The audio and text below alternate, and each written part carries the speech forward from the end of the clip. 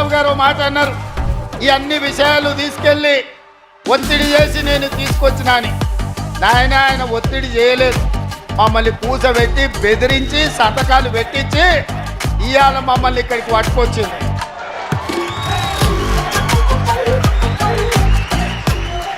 మీకు తెలుసు కదా శ్రీధర్ బాబు గారు బెదిరిస్తే ఎట్లా బెదిరిస్తారో.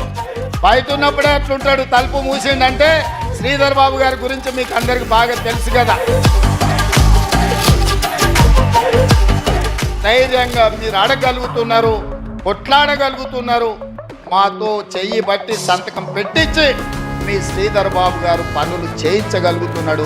ఇది ప్రజా విజయం, ఇది ప్రజా పాలన, ఇది ప్రజా ప్రభుత్వం.